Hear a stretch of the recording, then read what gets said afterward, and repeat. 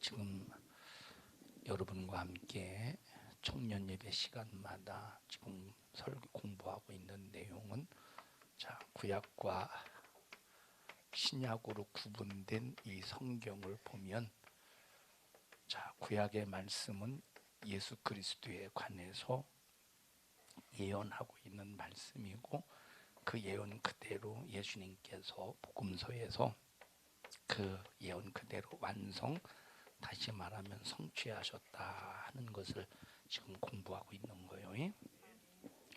성경은 인간이 아무리 부정해도, 성경은 인간들이 아무리 아니라고 고개를 절레절레 흔들면서 비판해도 성경 하나님의 말씀은 그대로 이루어지고 있어. 그래서 우리는 다른 사람의 말은 절대 믿지 못해도 하나님의 말씀인 성경은 절대 믿어야 돼. 목사님이 당진에서 목회할 때 이웃교회 어떤 목사님이 계셨어. 그 이웃교회 그 목사님은 이제 감리교단의 목사님, 신학교 선배 목사님이야. 몇 년 선배냐면 3년인가 이렇게 된 3년 선배 목사님인데, 이 목사님은 이송호 목사님이라고 성서침례교단에 이제 그 목사님이 이제 가르치는 그런 성경, 성경에 심취하셨던 분이야. 근데 그 성서침례교회의 그 이송호 목사님 그분은 킹 제임스 버전이라 KJV 킹 제임스 버전이라고 해서 다른 성경은 다 사단이 번역한 거고 킹 제임스 버전만 온전한 번역이다, 완전한 번역이다 이렇게 주장을 해. 그래서 이제 그 목사님을 통해서 목사님이 이제 킹 제임스 버전에 대해서 어떤 킹 제임스 버전에 대해서 이제 관심을 가지고 이제 보게 되고 알게 됐어. 영어 성경본을 보면 뭐 NIV도 있지, 그지?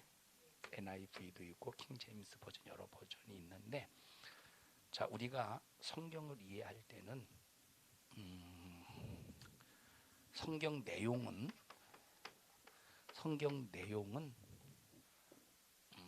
절대적인 하나님의 말씀이야. 절대적인 하나님의 말씀. 근데 이 성경에 대한 내용을 담으려면, 필요한 게 뭐야? 글이지, 말이든지 글이든지. 그렇지. 예수님 당시에 그 사용되어지는 언어가 예수님 당시에 사용되었던 언어가 있어서 그 유대 갈릴리 지역, 뭐 예루살렘 지역, 그 지역 예루살렘 그리고 이스라엘 그 전 지역에서 예수님이 활동하시던 그 지역을 보면 사용하던 언어가 있었어. 그 중에 언어가 그리스어라고 해서, 다른 말로 말하면 헬라어야. 그리스어, 헬라어. 바로 로마가 지배하기 전에 어떤 나라가 지배했었지? 그리스가 지배하고 있었기 때문에, 그리스가 어느 지역이냐면 아테네 알지? 성경에는 아덴으로 기록이 되어 있는데 성경에 나와 있는 아덴이 오늘날의 아테네야. 아테네, 고린도 그 지역을 원래 그 지역에 그리스의 그 지역을 본토라고 그래. 알렉산더 대왕이, 그리스지, 알렉산더 대왕이 이제 바사 제국을 무너뜨리고 세운 이제 제국이 그리스 제국인데, 그때 그리스 제국이 세워지면서 많은 나라들이 어떤 언어를 썼어? 그리스어, 헬라어를 사용했단 말이야. 그리고 그 이후에 정복 전쟁이 계속 인도 지경까지, 바로 인도 국경이라면 인도 국경 바로 여기까지, 그리스에서부터 고린도 그 지역, 아텐 그 지역에서 계속 정복 전쟁. 이 땅이 어마어마하지. 이 땅 엄청나지. 계속 정복 전쟁을 해나가니까 20대 젊은 나이에 전쟁에 나와서 10대 후반 20대 젊은 나이에 전쟁에 나와서 뭐 한 수십 년 동안 전쟁만 하다 보니까 30대 40대가 되어 고향도 못 가보고 집에도 못 가보고, 그러니까 얼마나 지치겠어. 그러니까 병사들이 군인들이 고향을 그리워하니까 고향을 그리워하니까 알렉산더 대왕이 여기까지 이제 바로 인도 직전까지 정복했다가 여기 인도까지 다 점령하려고 했었거든. 근데 사병들이 너무 고향 생각나고 어머니 생각이 나니까 그럼 여기서 전쟁을 멈추고 다시 돌아가자 해서 돌아오는 중에 여러 가지 학설이 있지만 열병으로 죽었다는 여러 가지 학설이 있어. 어쨌든 22살에 정복 전쟁에 시작했다가 32살에 10년 되어서 이제 생을 마감해. 자, 그러면서 이런 상황이 있을 때 그리스가 이렇게 인도 땅까지 지배하고 점령했을 때 얼마나 힘들고 어려웠겠어. 그러니까 여기 병사들은 그냥 전쟁하느라고 힘들고 주민들은 백성들은 왜 힘들어? 전쟁에 휘말리다 보니까 힘들잖아. 그러면서 이제 그리스가 점점점 힘을 잃어버리고 AD 한 60년경, BC 60년경, 100년 그 BC 100년 그 이후에 점점점 로마가 발톱을 드러내. 점점점 로마가 발톱을 드러내면서 그 로마가 그리스가 점령했던 대부분의 지역을 점령하는 거야. 그러면 사용하던 그리스어, 헬라어를 사용하다가 그럼 어떤 언어를 사용하게 되겠어? 로마가 세계를 지배하니까 지배한 자의 언어를 사용하겠지. 그래서 로마가 사용하던 언어가 뭐였느냐면 라틴어였어. 라틴어. 자, 라틴어를 사용했어. 그래서 헬라 지역이 아니라 무슨 예루살렘, 이스라엘 그 지역에 두 번째 어떤 언어를 사용했겠어? 라틴어를 사용했어. 자, 히브리인들이 사용했던 본토 언어가 뭐야? 히브리어야. 히브리어. 그리고 그 지역에서 사용했던 또 언어가 아람어가 있었어. 아람어. 자, 그리고 또 어떤 언어가 있었느냐면, 자, 여기가 지금 지중해야. 지중해고 여기 이스라엘 지역이지. 여기가 뭐 과거에는 그리스 지역이었다가 로마 지역이었다가 패권이 바뀌었잖아. 그리고 여기 바로 위에 이스라엘 땅 바로 위에 이 지역을 시리아다 이렇게 말해. 이때 이 지역에서 사용했던 언어가 무슨 언어냐면 시리아라고 하는 언어야. 이때 당시 사용했던 언어가 여러 가지 그리스어, 라틴어, 히브리어, 아람어, 시리아어. 예수님 당시에 이 얘기를 왜 하느냐면 자, 이런 언어들이 각자의 다 특색이 있잖아. 우리나라와 영어의 특색이 있지. 우리나라의 표현력은 섬세. 우리나라의 표현은 섬세. 그래서 우리나라의 표현은 섬세하기 때문에 말이 섬세한 부분 속에서 자, 영어 같은 경우는 한마디에 거의 자, 우리나라의 10개의 표현을 10가지를 표현할 수 있는 걸 영어에서는 한마디로 표현이 가능하지. 예를 들어서 누리끼리하다, 노르스름하다, 노랗다, 센 노랗다. 영어 한마디로면 옐로우예요. 한마디로 말하면 옐로우야. 한마디로 그냥 다. 자, 근데 예를 들어서 야, 너는 왜 이렇게 얼굴이 또리끼리 하냐?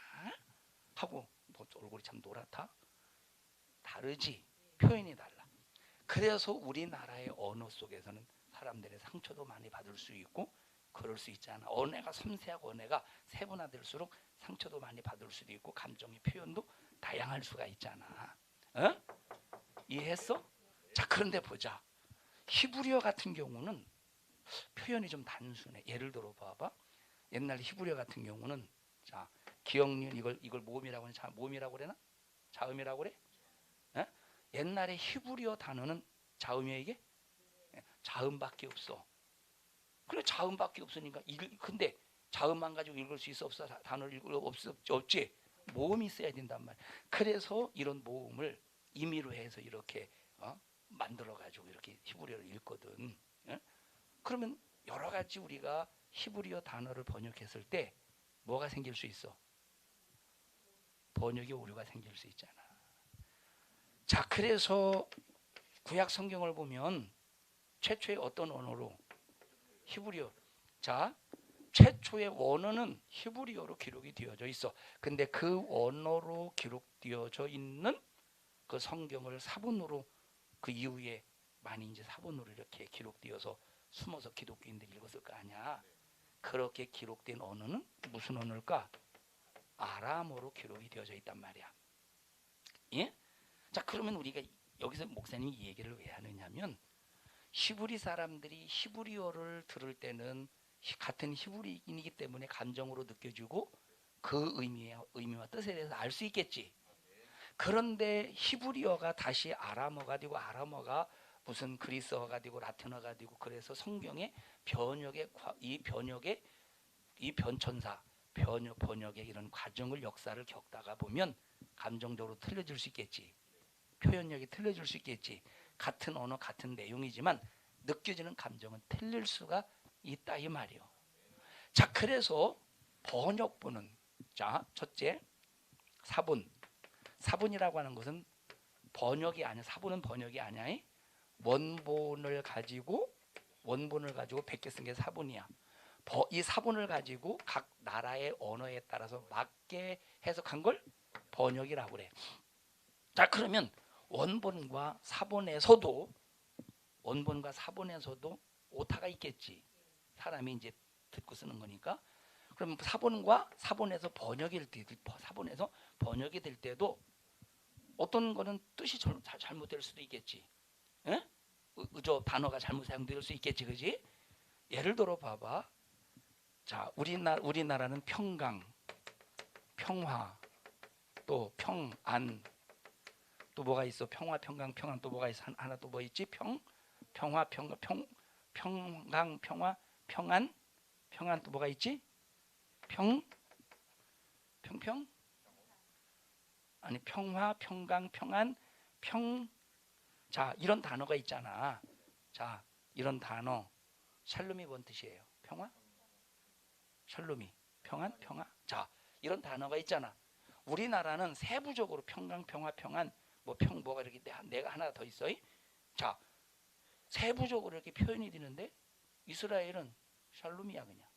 표현으로 봤을 때. 그러니까 자, 예를 들어서 번역을 할 때 우리나라에서 번역을 할 때 히브리 이런 이스라엘 사람들은 앞뒤 다 문맥 상관없이 한 단어로 쓰겠지만 우리나라는 앞뒤 문맥을 보고 이렇게 이제 뜻을 바꿔서 번역을 할 수 있을 거란 말이지. 그래서 우리가 여기서 목사님이 얘기를 왜 하느냐면 우리가 성경을 볼 때는 NIV든 킹 제임스 버전이든 아니면 한글 개역이든 개정 개역이든 우리가 성경을 볼 때 단어만 보면 안 된다는 거야.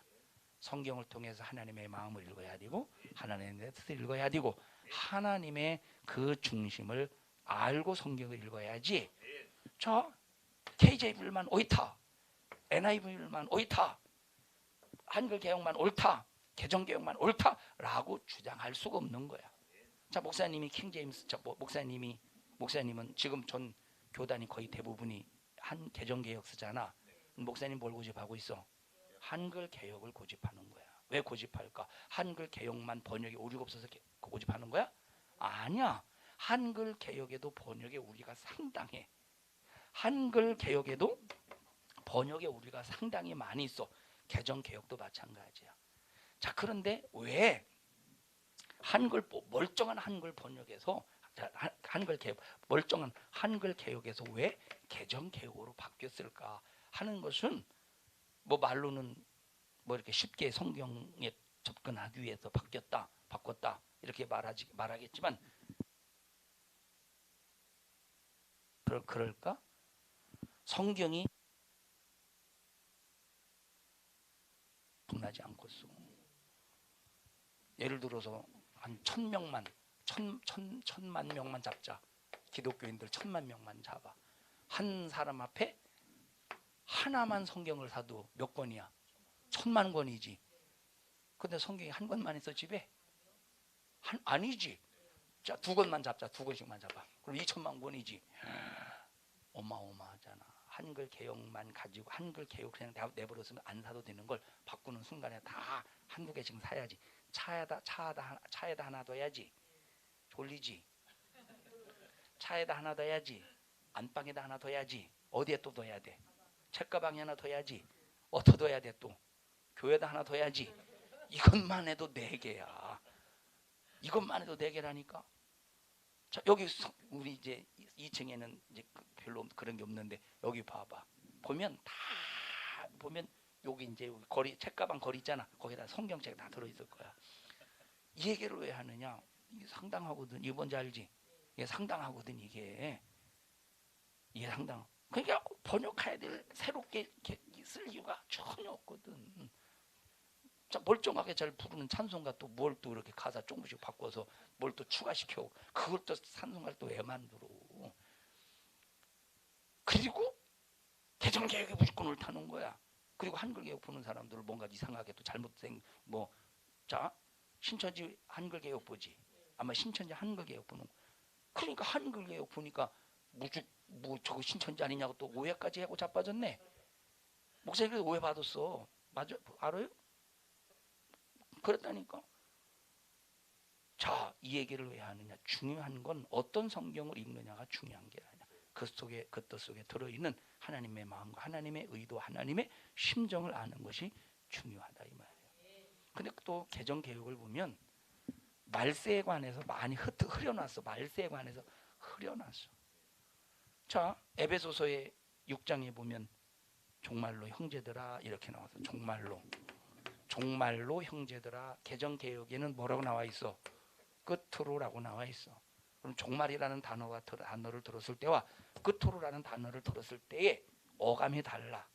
끝으로라는 말은 여러 가지 의미가 있겠지. 예를 들어서 이 글을 마무리하면서 지금 내가 말하는 내용을 마무리하면서 그런 끝으로 얘기도 될 수도 있고 세상의 끝날도 얘기가 될 수도 있지.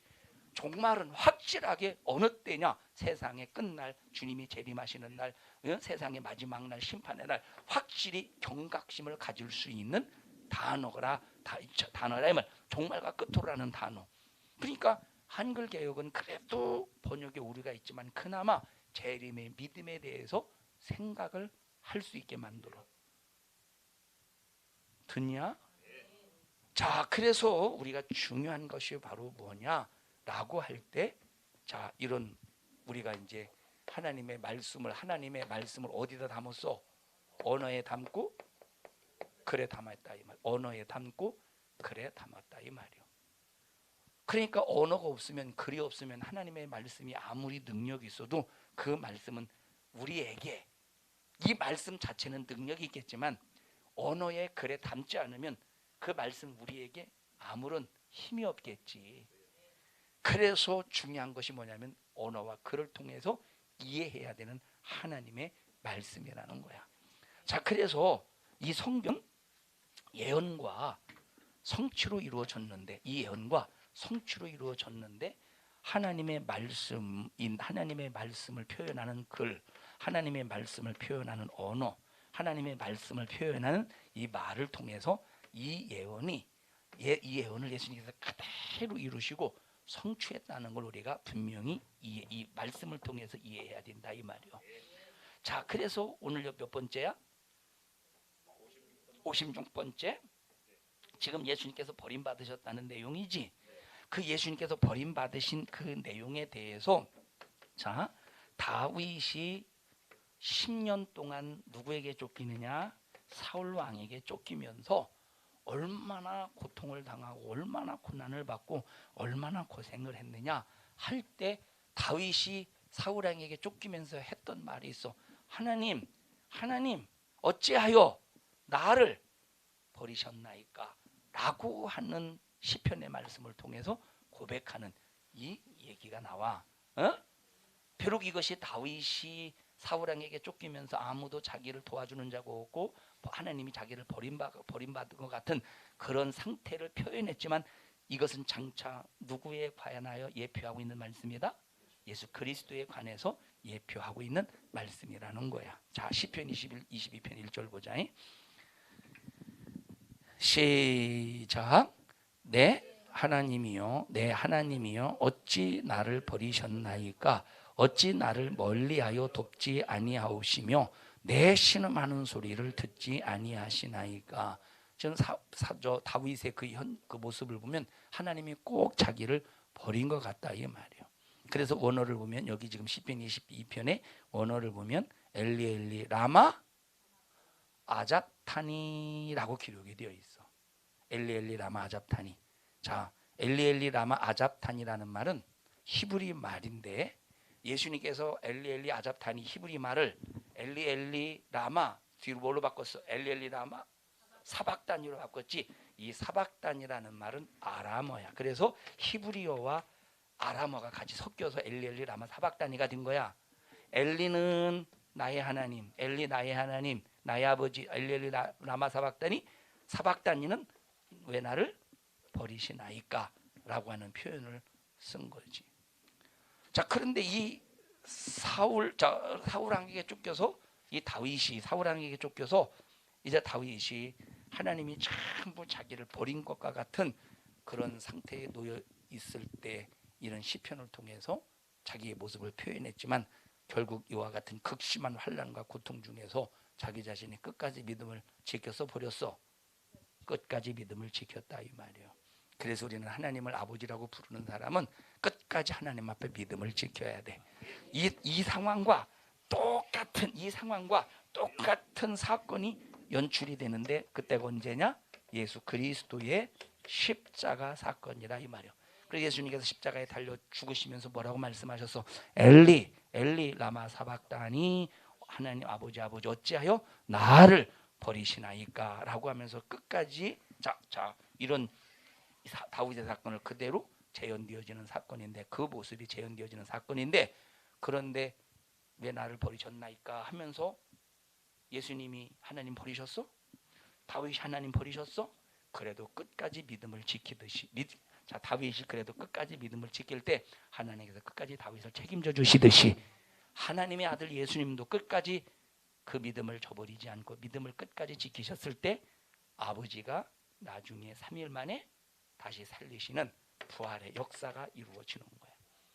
그래서 우리는 무슨 일이 있어도 우리가 신앙생활하면서 꼭 하나님이 나를 버리신 것 같은 때가 있을 거야. 하나님이 나를 꼭 버리실 때, 몸이 견딜 수 없을 정도로 아파봐.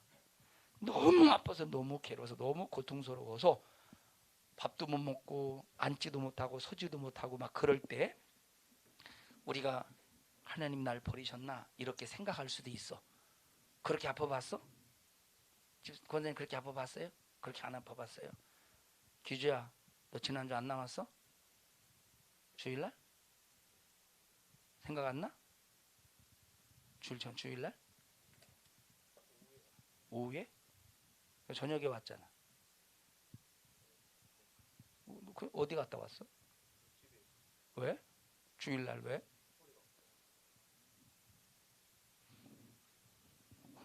허리 더 아파볼까? 어? 무슨 얘기를 하고 있었어? 무슨 얘기 다 말았지? 정말로 아플 때, 그리고 수많은 고난과 고통이 있을 때 하나님 나를 버린 것 같아. 근데 하나님 버리셨어? 안 버리셨어? 안 버리셨어. 그런데 하나님이 나를 버리신 것 같다고 하나님을 버리는 사람이 있다 이 말이요. 근데 하나님이 나를 버리신 것 같은 것 같아도 하나님은 절대 나를 하나님이 일방적으로 버리시지 않는다는 거야. 하나님이 다윗 버리셨어? 아들 버리셨어? 안 버리셨다 이 말이야. 그래서 여러분들이 아무리 하나님이 버리는 것 같은 상황을 만나도 하나님은 여러분을 절대 안 버리신다 하는 것을 여러분들이 믿음으로 받고 믿음으로 삼고 끝까지 믿음을 지켜라 이 말이에요. 자, 예수님께서 엘리 라마 사박다 하신데 읽어보자. 찾아서 마태복음 27장 46절.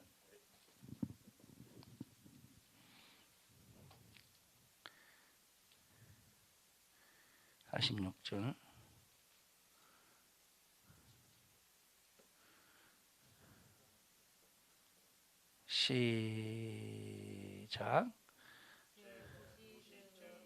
예수께서 크게 소리질러 가라사대 엘리 엘리 라마 사박다니 하시니 이는 곧 나의 하나님 어찌하여 나를 버리셨나이까 하는 뜻이라. 자, 근데 하나님 버리셨어? 안 버리셨다 이 말이에요. 인류를 위해서 잠깐 버리신 것 같은데 버리신 게 아니라 인류의 구원을 위해서 사용하시는 과정이라 이 말이에요. 우리 청년들도 하나님은 절대 나를 버리시지 않는다. 내가 믿음을 저버리지 않는 이상 하나님은 절대 나를 버리시지 않는다는 걸 꼭 믿음으로 감삼고 끝까지 믿음 신앙생활 잘하자 합심해서 기도할 때 내 일이 잘 풀리지 않고 뭔가 내 환경 속에서 어려움을 당할 때 우리는 때로는 하나님이 나를 버리셨는가 하는 생각을 갖습니다. 근데 하나님이 절대 나를 버리시지 않는다는 사실을 알면서 끝까지 믿음 잘 지켜 신앙생활 끝까지 인내하는 저희들 되게 하옵소서. 우리 주여 3번 부르시고 통성으로 기도합니다. 주여 주여 주여. 하나님 고맙습니다. 우리 청년들 꼭 축복해 주셔서 끝까지 믿음 잘 지켜 영혼의 때를 위해 승리하게 하여 주시옵소서. 예수님 이름으로 기도하옵나이다. 아멘. 하나님 앞에 박수로 영광 올려드립니다.